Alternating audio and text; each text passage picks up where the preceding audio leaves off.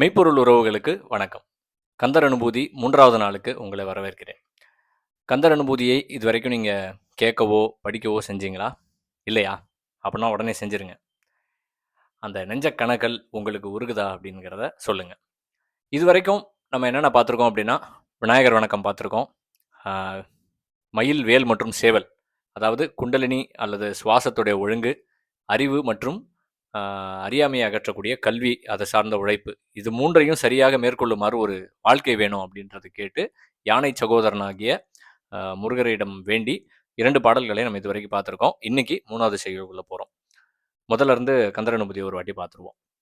நெஞ்சக்கன கல்லு நெகிழ்ந்துருக தஞ்சத்தருள் சண்முகனுக்கியல் சேர் செஞ்சொற்புனை மாலை சிறந்திடவே பஞ்சக்கர ஆனை பதம் பணிவாம் ஆடும் பரிவேலனி சேவல் என பாடும் பணியே பணியாய் அருளாய் தேடும் கயமாமுகனை செருவில் சாடும் தனியானை சகோதரனே.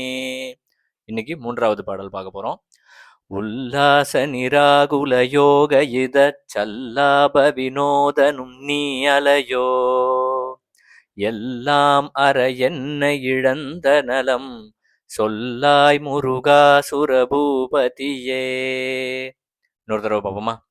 உல்லாச நிராகுல யோக இத சல்லாப வினோதனும் நீ அலையோ எல்லாம் அற என்ன இழந்த நலம் சொல்லாய் முருகா சுரபூபதியே. இந்த பாட்டுடைய முதல் 2 வரியில முருகனுடைய தன்மைகளை சொல்லி இதெல்லாம் நீதானே அப்படின்னு சொல்லி உறுதிப்படுத்திக்கிறார் அருணகிரிநாதர். அதுல முதலா சொல்லக்கூடியது உல்லாச. உல்லாசம் அப்படின்னா என்ன? அஜித் நடிச்ச படம் அப்படின்னு சொல்லக்கூடாது. உல்லாசம் அப்படிங்கிறது உள்ளத்தில் ஏற்படக்கூடிய ஒரு களிப்பு. ஒரு உதாரணத்தோட சொல்றேன், கற்பனை பண்ணிக்கோங்க. நல்ல வெயில் அடிக்குது, ஏதோ விளையாட்டு கிரிக்கெட்டோ ஏதோ விளையாண்டுட்டு இருக்கீங்க, விளையாண்டுட்டு அப்படியே களைப்பா இருக்கீங்க, நல்ல வெயில் அடிக்குது, உங்க பையில பாக்குறீங்க நிறைய காசு இருக்கு, உடனே வண்டி எடுத்துட்டு நேரா ஒரு குளிரூட்டப்பட்ட ஒரு ஐஸ்கிரீம் பார்லருக்கு போயிட்டு அதுல இருக்கிறதுலயே விலை உயர்ந்த ஒரு ஐஸ்கிரீம் வந்து வாங்கி அப்படியே அதுல ஒரு ஸ்பூன் எடுத்து அப்படியே வாயில வைக்கிறீங்க. அப்போ ஒரு உணர்வு இருக்கும்ல, அது உல்லாசம் கிடையாது. அது உல்லாசம் கிடையாது. அப்ப எது உல்லாசம் அப்படின்னா, அதே வெயில், ஆனா உங்க கையிலயோ பையிலையோ காசு இல்லை. சொல்ல போனா உங்களுக்கு காசுன்னா என்னன்னே தெரியாது. அப்படியே நல்லா ஓடி ஆடி விளையாண்டு களைச்சு போயிருக்கீங்க, இல்லை ஏதோ உழைப்பு கொடுத்து களைச்சு போயிருக்கீங்க. அப்போ எங்கேயோ ஒரு தெரு குழாயில அப்படியே சில்லுன்னு தண்ணி அப்படியே சொட்டு சொட்டா கொட்டிக்கிட்டு இருக்கு. அந்த குழாயை திறக்கிறீங்க, தண்ணி சில்லுன்னு தண்ணி கொட்டுது. எதை பத்தியும் யோசிக்காம அப்படி 2 கையில் நிறைய அந்த தண்ணி அப்படியே பிடிச்சு அப்படியே வயிறு முட்டை குடிச்சிட்டு அடுத்த உழைப்புக்கோ அடுத்த விளையாட்டுக்கோ அப்படி ஒரு ஜபர்தஸ்தா அப்படி களிப்போட நடந்து போறீங்க. அதை இமேஜின் பண்ணி பாருங்க, அதை கற்பனை பண்ணி பாருங்க. அதுதான் உல்லாசம். அதாவது மனசுல ஏற்படக்கூடிய ஒரு களிப்பு, எந்த விதமான அட்டாச்மெண்ட்டும் இல்லாம, எந்த விதமான ஒரு என்ன சொல்ல, ஒரு காசு பணம் இந்த மாதிரி விஷயங்கள்லாம் இல்லாம, உடலுக்கு கிடைக்கக்கூடிய சுகமோ அல்லது இன்பமோ அல்லது ரிலீஃபோ இல்லாம உங்க மனசுக்கு ஏற்படக்கூடிய களிப்பு. ஆங்கிலத்துல ஜாய் அண்ட் பிளஷர் அப்படின்னு ஒரு போய்ட்ரி உண்டு. அந்த போயம் படிச்சீங்கன்னா உங்களுக்கு புரியும். அதாவது நம்ம காசு கொடுத்து சுகங்களை வந்து விலைக்கு வாங்குறோம். ஆனா உண்மையான மகிழ்ச்சி அப்படிங்கிறது ஒரு வேப்ப மரத்து நிழல்லையோ அல்லது ஒரு புல்வெளியிலையோ வந்து நமக்கு இலவசமாகவே கிடைக்குது. அதுதான் அதுக்கான வித்தியாசம். அப்போ உல்லாசம் அப்படின்னா உள்ளத்துல இருக்கக்கூடிய அந்த பங்கமற்ற ஒரு உள்ள களிப்பு, ஜாய் அப்படிங்கிறது. அடுத்த வார்த்தை நிராகுல. ஆகுலம் அப்படின்னா துன்பம், நிராகுல அப்படின்னா துன்பம் நீங்க பெற்ற அல்லது துன்பம் அணுகாத ஒரு நிலை. அடுத்த அடையாளம் வந்து யோக, யோகமே வடிவாக இருக்கக்கூடிய அப்படிங்கிறது. இப்ப போன பாட்டுல வந்து நம்ம அந்த மயில் பாம்பை அடக்கிறது பத்தி பார்த்தோம்ல. மயில் பாம்பு அடக்கிறது, அந்த குண்டலினி 6 ஆதாரங்கள்ல இயங்கக்கூடிய நம்மளுடைய சுவாசம், இப்படி இதுவும் வந்து ஒரு யோகம் பற்றி ஒரு குறிப்பு அப்படின்னு வச்சுக்கோங்க. முருகர் அப்படிங்கிறதே வந்து நம்ம முருகன்னா அழகு, முருகன்னா தமிழ் அப்படின்னு நிறைய அடையாளங்களை சொல் வழக்கில் நம்ம சொல்றோம்.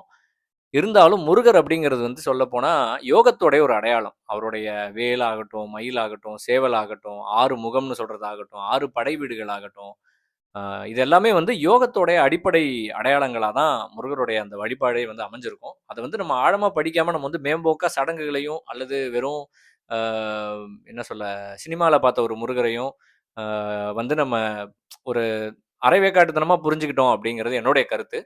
ஆனா முருகர் அப்படிங்கிறது அடிப்படையில வந்து முருகன்ல பொதுவாவே தமிழ் சமய மரபே வந்து அதுல இருக்கக்கூடிய எல்லா கடவுள்கள் எடுத்து இப்ப விநாயகர் நான் நேத்து சொல்லியிருந்தேன் இல்லையா? விநாயகர் அகவல் எடுத்து படிச்சீங்கன்னா, விநாயகர் அகவல்னு சொல்லி ஔவையார் எழுதின பாடல் ஒண்ணு இருக்கு. 95 வரி இருக்கு. அந்த விநாயகர் அகவல் பாடல் முழுக்க யோகத்தை பற்றிய விவரணங்கள் தான் அதிகமா இருக்கும். அப்போ நம்மளுடைய தமிழ் சமய மரபே வந்து அதுவும் ரொம்ப முயற்சி சார்ந்தது, ரொம்ப அறிவு சார்ந்தது, உங்க உடலோட ஒழுக்கம் சார்ந்தது. நம்ம வந்து பக்தினா ஏதோ கோயிலுக்கு போறது, ஒரு வேண்டுதல நிறைவேத்துறது, அல்லது ஒரு சாதாரண சடங்குகள்ல போய் நம்ம வந்து மாட்டிக்கிட்டோமோ, மாட்டிட்டு குழம்பிட்டு இருக்கோமோ அப்படின்னு எனக்கு தோணுது. அப்போ முருகர் அப்படிங்கிறதே வந்து அந்த யோகத்தோடைய அடையாளமா தான் யோக. அடுத்தது வந்து இதம். இதம்னா சுகமளிப்பது அல்லது குணப்படுத்தக்கூடியவர். உங்களுக்கு ஒரு நோய் வருது, ஒரு கஷ்டம் வருது, ஒரு புண்ணு, ஒரு காயம் ஏதோ ஒண்ணு. அதிலிருந்து உங்களுக்கு ஒரு இதம் குடுக்கக்கூடிய ஒரு தன்மை. அப்போ உல்லாச, நிராகுல, யோக, இத. இந்த 4 அடையாளம். அடுத்த அடையாளம் கடைசியா சொல்றது சல்லாப வினோதன். அது என்ன சல்லாப வினோதன் அப்படின்னா, அம் விதி வந்து வலிந்து கற்றுத்தரக்கூடிய பாடங்களை அவனுடைய அடியார்களுக்கு ரொம்ப இனிமையாக பேசி அல்லது ரொம்ப இனிமையான ஒரு விதத்துல ரொம்ப வலி இல்லாம வந்து புரிய வச்சிருவான். அப்படிங்கிறது தான் முருகருடைய அந்த சல்லாப வினோதன் அப்படிங்கிறது. இது ஒரு ஒரு உதாரணத்தோட சொல்லணும் அப்படின்னா, என்னுடைய மகள். அவளுக்கு 4 வயசு ஆகுது. அவளுக்கு வந்து காலையில எந்திரிச்ச உடனே தண்ணி குடிக்கிறதுக்கு சோம்பேறித்தனம். ஆனா காலையில எந்திரிச்ச உடனே கொஞ்சம் தண்ணி குடிச்சா தானே அன்றைய நாளோட இயக்கம் வந்து உடம்புல தொடங்கும். ஆனா அவளுக்கு ஒரு சோம்பேறித்தனம். இப்போ நான் ஒரு கம்பு எடுத்துக்கிட்டு, "ஏய் தண்ணி குடிக்கிறியா? இல்ல ஒரு சாத்து சாத்தவா?" அப்படின்னு சொல்லி மிரட்டுனா, கண்டிப்பா அவ தண்ணி குடிப்பா. ஆனா எவ்வளவு குடிப்பா? ஒரு மடக்கு. குடிச்சிட்டு போதுன்றுவா, இல்ல அழுவா, இல்ல அதுக்கு ஒரு ரெசிஸ்டன்ஸ் அவ காட்டுவா இல்லையா? அந்த தண்ணி குடிக்கிறதே அவளுக்கு ஒரு கசப்பான அனுபவமாவோ, நினைவாகவோ மாறிடும். ஆனா அதே வந்து நான் என்ன செய்வேன் தெரியுமா? அவளுக்கு கிளாஸ்ல தண்ணி எடுத்துப்பேன். எடுத்துட்டு நான் இப்போ இப்படி மேல பாப்பேனா, அப்போ இந்த கிளாஸ்ல இருக்க தண்ணிய ஃபுல்லா நீ குடிச்சிருவியாம். நான் அப்படி குனிஞ்சு பார்க்கும்போது, அந்த கிளாஸ்ல தண்ணியே இருக்காதாமா. அப்ப நான் பார்த்துட்டு, "எங்கடா இங்க இருக்க தண்ணிய காணோம்?" அப்படின்னு அப்படியே தேடுவேனா. அப்படின்னு சொல்லி ஒரு விளையாட்டு மாரி அத மாத்திருவேன். மாத்திட்டு, நான் இப்படி கண்ண இப்படி சும்மா இப்படி திருப்பிப்பேன் முகத்த. அப்ப எனக்கு தெரியும் கண்டிப்பா அவன் தண்ணிய குடிச்சிருவான். அந்த கிளாஸ்ல இருக்க தண்ணி மொத்தமும் அவ வந்து காலி பண்ணிருவா. காலி பண்ணிட்டு ஒரு சிரிப்பு ஒண்ணு சிரிப்பா. ஒரு சந்தோஷம். அவளுக்கு வந்து அது ஒரு ஒரு மகிழ்ச்சியான ஒரு இனிமையான ஒரு நினைவாகவே அவ மனதுல வந்து பதிஞ்சிரும். தண்ணி குடிக்கிறதுங்கிறதும் அவளுக்கு ஒரு கஷ்டமா தெரியாது.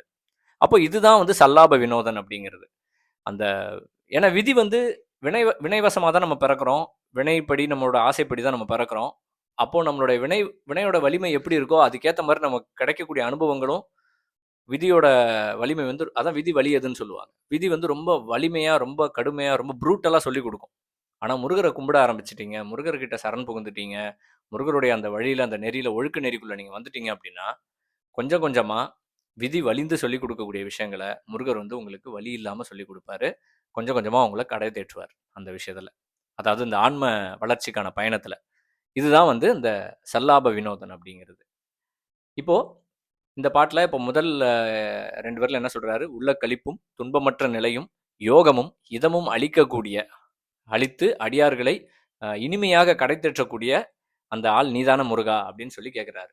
உல்லாச நிராகுல யோக இத சல்லாப வினோதனும் நீ அலையோ நீ இல்லையா அப்படின்னு கேட்கிறாரு. கேட்டுட்டு அடுத்த 2 வரியில எனக்கு அதை கொடு, பணம் கொடு, பொருள் கொடு, நல்ல வாழ்க்கையை கொடு அப்படி இப்படின்னு எதேதோ கேட்காம சில்லற விஷயங்களை கேட்காம நேரா பெரிய விஷயத்தையே கேட்கிறாரு. என்ன கேட்கிறாருன்னா, எல்லாம் அற என்னை இழந்த நலம் சொல்லாய் முருகா சுரபூபதியே அப்படின்னு சொல்லி கேட்கிறாரு. சுரபூபதினா சுரர்களுக்கு, தேவர்களுக்கு தலைவன் அப்படின்ற அர்த்தம்.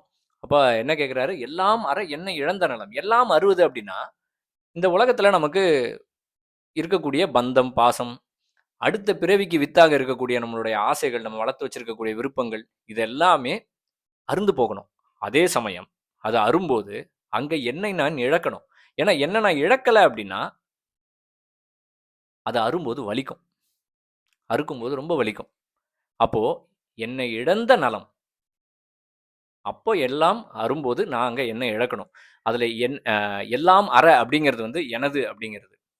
எனது எனது நம்ம சேர்த்து வச்சிருக்கோம்ல, என்னோட வீடு, என்னுடைய மனைவி, என்னுடைய மகள், என்னுடைய குடும்பம், என்னுடைய கார், என்னுடைய பைக், என்னுடைய டிவி. அப்போ எல்லாத்தையும் எனது எனதுன்னு சேர்த்து வச்சிருக்கோம். அது எல்லாமே அறணும். அது வந்து எனது. என்னை இழந்த நலம் அப்படிங்கிறது யான். நான்கிற அந்த அடையாளம், நான்கிற அந்த அகங்காரம். அப்போ யான் எனது அப்படின்னு சொல்லக்கூடிய அந்த இரு தொடர்பும் அற்ற ஒரு நலம் வந்து எனக்கு வேண்டும் அப்படின்னு சொல்லி கேட்கிறாரு. அதையும் நீ கொடு, அருள் செய் அப்படின்னு சொல்லல. அது எப்படி சொல்றாருன்னா, சொல்லாய் முருகா அப்படின்னு சொல்றாரு இல்லையா? எல்லாம் அற என்னை இழந்த நலம் சொல்லாய் முருகா அப்படின்னு சொல்றாரு. ஏன் அப்படின்னா, கடவுளால சொல்லதான் முடியும். முயற்சி பண்ணி அதை அடையிறது, அதை அச்சீவ் பண்றது அப்படிங்கிறது நம்ம கையில தான் இருக்கு. இதைத்தான் வள்ளுவரும் தெய்வத்தால் ஆகாது, முயற்சி தான் மெய்வருத்த கூலி தரும் அப்படின்னு சொல்லி வள்ளுவரும் இதைத்தான் சொல்றாரு. அப்போ முருகனுடைய குண அடையாளங்களாக இருக்கக்கூடிய அந்த நிலை, அதாவது உல்லாசமான துன்பமற்ற அந்த நிலை, யோகம், குணம், ஒரு நோயிலிருந்து நிவாரணம், இது எல்லாமே நமக்கும் வேணும் அப்படிங்கிறத இந்த பாட்டுடைய உட்பொருள். முருகருக்கு அடையாளமா அருணகிரிநாதர் சொன்னாலும் இதெல்லாம் வந்து நமக்கு வேணும், நமக்கு இதெல்லாம் கிடைச்சாதானே வாழ்க்கையில கடை தேர முடியும். இதைத்தான் கேட்கிறாரு. இதைத்தான் உல்லாச நிராகுல யோக இத சல்லாப வினோதனும் நீ அலையோ எல்லாம் அற என்ன இழந்த நலம் சொல்லாய் முருகா சுரபூபதியே அப்படின்னு கேட்கிறாரு. எனவே இதெல்லாம் உங்களுக்கும் வேணும் அப்படின்னா கந்தர் அனுபூதியை தினமும் படிக்க ஆரம்பிங்க. அதிகபட்சம் ஒரு 5 நிமிடங்கள்லேருந்து ஒரு 10 நிமிடங்களில் நீங்கள் அதை மொத்தமாக அழகாக பாராயணம் பண்ணி முடிச்சிடலாம். படிக்க படிக்க உங்களுக்குள்ள சில தெளிவுகள் வந்து பிறக்கும். உங்களுக்குள்ள ஆழத்தில் இருக்கக்கூடிய இறுகி போயிருக்கக்கூடிய சில முடிச்சுகள் வந்து தளர தொடங்கும். உங்களுடைய சிந்தனை தெளிவாகும். ஆன்ம வளர்ச்சியில் நீங்கள் அடுத்த கட்டத்துக்கு நீங்கள் கண்டிப்பாக வருவீங்க. மீண்டும் நாளை 4வது செய்யுளோட உங்களை சந்திக்கிறேன். நன்றி, வணக்கம். திருச்சிற்றம்பலம்.